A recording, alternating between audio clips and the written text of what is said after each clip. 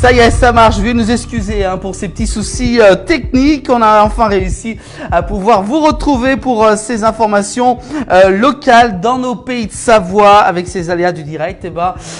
Quelques informations en Haute-Savoie et en Savoie. On va justement regarder une de l'article de la presse écrite. Notamment, on va parler des pharmacies avec la plupart des officines seront fermées demain, jeudi 30 mai. Mais certaines seront réquisitionnées pour pouvoir permettre à des cas assez graves de pouvoir se procurer les médicaments. Une grève très suivie annonce les officines à travers le pays. Donc une journée, on va dire même également aussi qui est concernée pour la Haute-Savoie, la Savoie et le département de l'Ain. Voilà donc une information. Si vous devez vous rendre en pharmacie, donc demain ça sera très compliqué. On continue avec l'essor savoyard, avec Annecy, les élus d'opposition vont debout contre le plan de circulation au conseil municipal. Justement, c'était lundi. Toute l'opposition du conseil municipal d'Annecy a donc reproché un manque de concertation et de la précipitation sur le nouveau plan de circulation lors d'une question posée en commun au maire d'Annecy, François Astorg. Beaucoup de personnes qui ne souhaitent pas ce nouveau plan de circulation qui va être mis en place à Annecy à partir du mois de juillet prochain.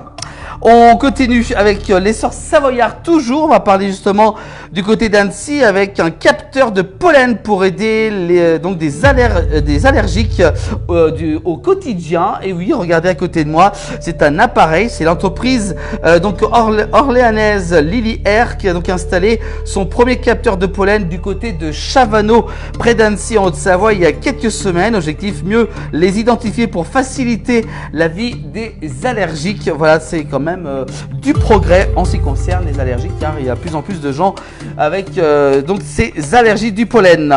On continue avec le messager du Chablais, notamment dans le canton de Vaud, 3 fois plus de frontaliers en 2020. Si Genève arrive en tête des classements avec plus de 106 000 travailleurs frontaliers dénombrés en 2023, suivi du Tessin, 78 000 personnels. Le canton de Vaud se classe 3e avec plus de 44 000 pendulaires. Voilà donc pour cet article encore plus complet à retrouver sur le site du Messager pour la Savoie. On continue avec le Messager pour le Chablais, justement qui du côté de Sciez, succès total pour la première édition de la table des copains qui s'est déroulée samedi dernier du côté de Sciez, qui a accueilli quand même plus de 1500 personnes pour la première édition d'une journée épicurienne et très ensoleillée. On continue avec cette fois-ci un éboulement produit à la sortie de l'hiver au niveau du pont de Crottat, menant à Essert-Romans. Le président du département confirme que la route ne pourra réouvrir avant l'automne dans les meilleurs cas, selon son dernier communiqué. On continue avec toute autre chose, notamment avec la future antenne de téléphonie mobile à Six-Fers à cheval en Haute-Savoie suscite questions et inquiétudes. Justement, un collectif local s'oppose à l'implantation de cette antenne 5G. Actuellement, du côté de Six-Fers à cheval, on n'a que la 3G, donc dur de pouvoir avoir une connexion Internet, notamment pour faire des reportages sur place. Pour l'instant, pas encore de décision faite par le département.